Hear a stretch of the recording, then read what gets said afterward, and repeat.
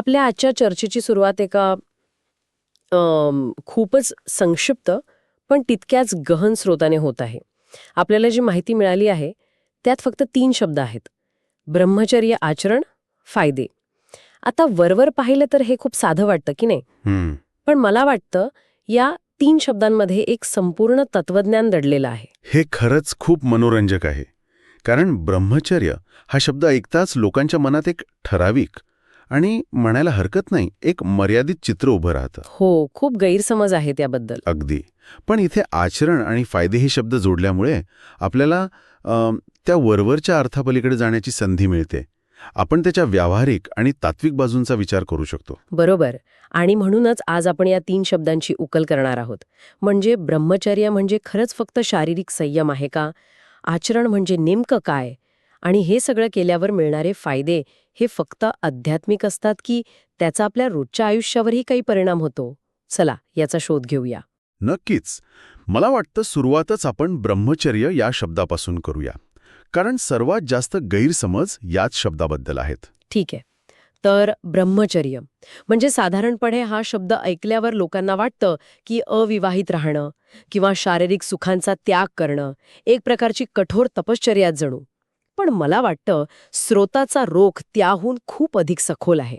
अगदी बरोबर. आणि हाच तो गैरसमज आहे जो दूर करणं खूप महत्वाचं आहे. त्यासाठी या शब्दाची फोड करणं गरजेचं आहे. ब्रह्मचर्य हा शब्द 2 शब्दांपासून बनला आहे. ब्रह्म आणि चर्य. ब्रह्म आणि चर्य. हो. ब्रह्म या शब्दाचा अर्थ आहे अंतिम सत्य, परमचेतना किंवा सर्वोच्च ज्ञान. ओके.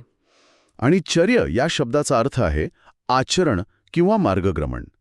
त्यामुळे ब्रह्मचर्य या शब्दाचा खरा व्यापक अर्थ काय होतो तर असं आचरण किंवा असा जीवनमार्ग जो ब्रह्माकडे किंवा अंतिम सत्याकडे घेऊन जातो. वाह. म्हणजे ही फक्त एक कृती नाहीये. नाही, ही एक संपूर्ण जीवनदृष्टी आहे. म्हणजे हे फक्त शारीरिक पातळीवर मर्यादित नाही. हा एक मार्ग आहे जो अंतिम ज्ञानाकडे जातो. याचा अर्थ हे कशापासून तरी दूर राहणे असं नाहीये, तर कशाच्या तरी दिशेने जाणे आहे. हे ऐकून तर या संकल्पनेकडे बघण्याचा दृष्टिकोनच बदलतो. नक्कीच. आणि या मार्गावर चालण्यासाठी केवळ शारीरिकच नाही तर आपल्या सर्व इंद्रियांवर नियंत्रण मिळवणं अपेक्षित आहे. आपले विचार, आपली वाणी, आपली कृती ह्या सगळ्यावर संयम. पतंजलींच्या योगसूत्रांमध्ये सुद्धा याचा उल्लेख आहे, बरोबर? अगदी. अष्टांग योगातील यम या पहिल्या अंगात ब्रह्मचर्याचा समावेश आहे. त्याला अहिंसा, सत्य, अस्तेय यांच्या बरोबरीचं स्थान दिले. यावरूनच याचं महत्त्व कळतं. पण एक मिनिट, हा संयम कशासाठी? म्हणजे याचा अंतिम उद्देश काय? आपण आपली ऊर्जा का वाचवायची? उत्तम प्रश्न आहे. याचा मुख्य उद्देश आहे ऊर्जेचं संवर्धन, म्हणजे एनर्जी कॉन्झर्वेशन. आपल्या शास्त्रानुसार आपली जीवन ऊर्जा किंवा ज्याला आपण प्राण म्हणतो ती मर्यादित आहे. आपण ती बोलण्यातून, विचारांतून, कृतीतून सतत खर्च करत असतो. ब्रह्मचर्य म्हणजे ह्या ऊर्जेचा अपव्यय थांबून तिला एका उच्च ध्येयाकडे वळवणं. याचं काही सोपं उदाहरण देता येईल का? हो, नक्कीच. धरणाचं उदाहरण घेऊया. धरणाचं. ओके, ते कसं? बघा, नदीचं पाणी जर आपण अडवलं नाही तर ते सर्व दिशांना वाहून जातं, वाया जातं.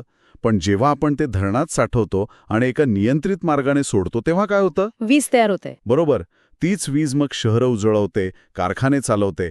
तसंच आपल्या ऊर्जेचं आहे. धरणाचं उदाहरण खरंच उत्तम आहे. पण एक विचार आला मनात. धरणात पाणी फक्त साठवून ठेवलं तर ते निरुपयोगी आहे. ते योग्य दिशेने सोडल्यावरच त्याचा उपयोग होतो. म्हणजे इथेही केवळ ऊर्जा वाचवणं महत्वाचं नाही, तर तिला कुठे वापरायचं हे जास्त महत्वाचं आहे, नाही का? तुम्ही अगदी अचूक मुद्दा पकडला आहे. हीच या संकल्पनेची दुसरी आणि सर्वात महत्वाची बाजू आहे.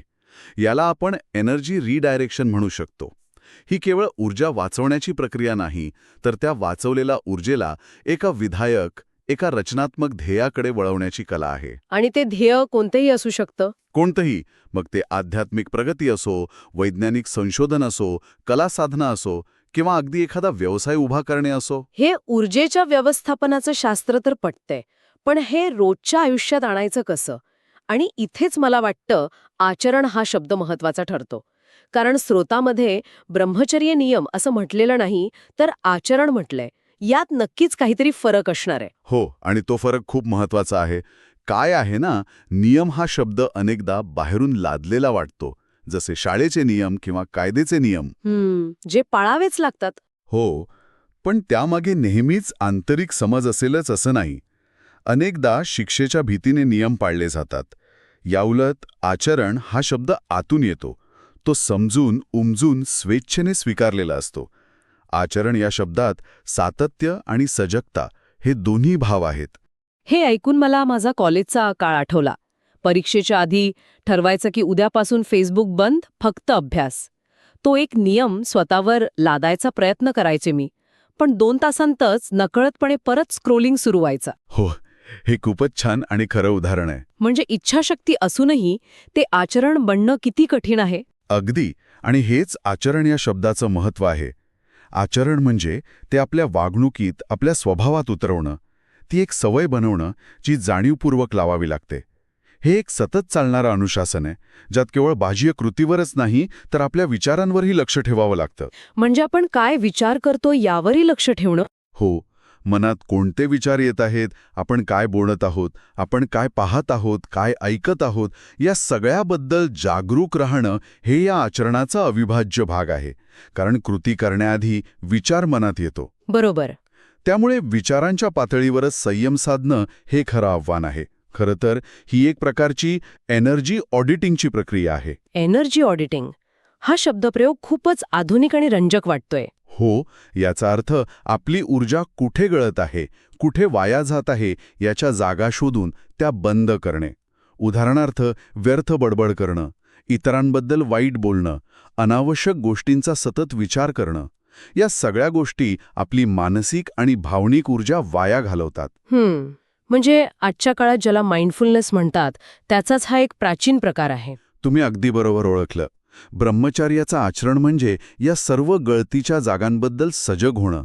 प्रत्येक क्षणी आपण आपली ऊर्जा कुठे खर्च करत आहोत याबद्दल सजग राहणं हेच या आचरणाचे मूळ उद्दिष्ट आहे. टेन्शनवर लक्ष ठेवण्याबद्दल आहे.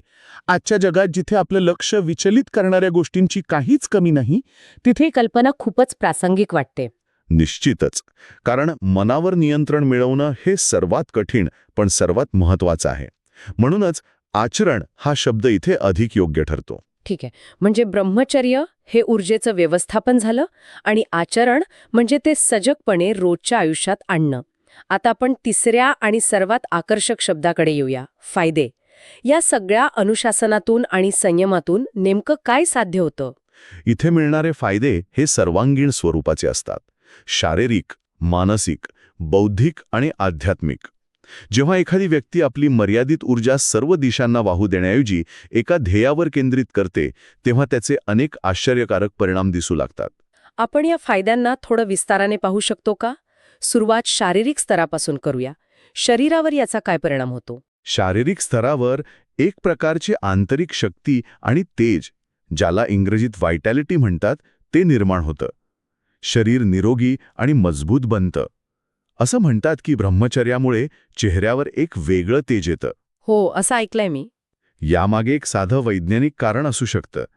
जेव्हा शरीर अनावश्यक क्रियांमध्ये ऊर्जा वाया घालवत नाही, तेव्हा तीच ऊर्जा शरीराच्या संवर्धनासाठी आणि पेशींच्या दुरुस्तीसाठी म्हणजे सेल रिपेअरसाठी वापरली जाते. त्यामुळे रोगप्रतिकारशक्ती वाढते. व्यक्ती अधिक उत्साही आणि कार्यक्षम बनते. हे खूपच रंजक आहे. आता मानसिक स्तरावर काय परिणाम होतात? कारण आजच्या काळात मानसिक स्वास्थ्य, विशेषतः फोकस आणि एकाग्रता हे खूप महत्त्वाचं बनलं आहे. मानसिक स्तरावर होणारे फायदे तर प्रचंड आहेत आणि आजच्या काळात तेच सर्वात जास्त गरजेचे आहेत. सर्वात मोठा फायदा म्हणजे एकाग्रतेमध्ये म्हणजे फोकसमध्ये होणारी विलक्षण वाढ. याला समजण्यासाठी आपण कम्प्युटरचं उदाहरण घेऊ शकतो. कम्प्युटरचं? सांगा ना. आपल्या कम्प्युटरमध्ये जशी रॅम असते तशीच आपल्या मनाची एक क्षमता असते, बरोबर?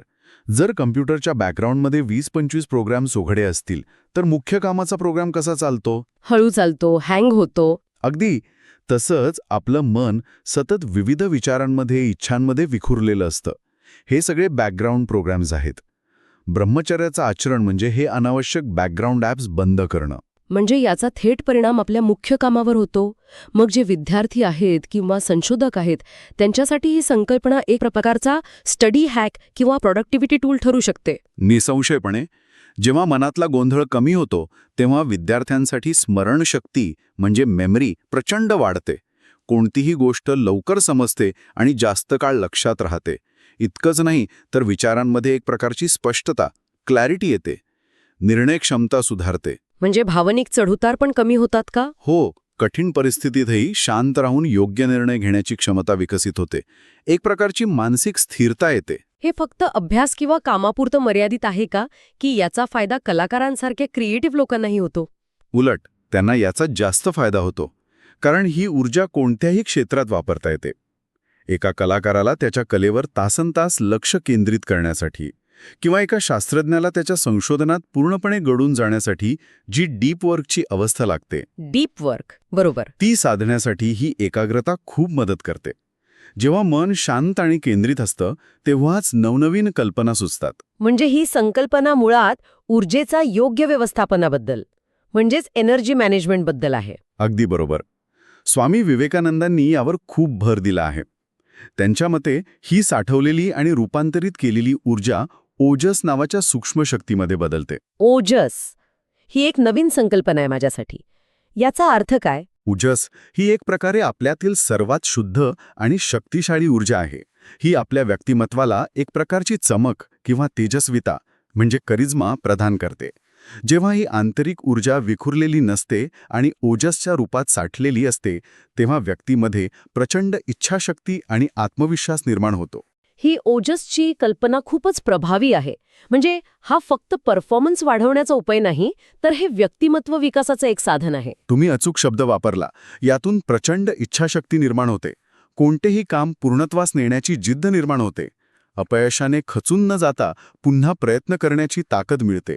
हेच या आचरणाचे सर्वात मोठे आणि व्यावहारिक फायदे आहेत. तर ब्रह्मचर्य आचरण फायदे या 3 सोप्या शब्दांमधून आपण एका संपूर्ण जीवनशैलीचा आणि तिचा परिणामांचा आढावा घेतला.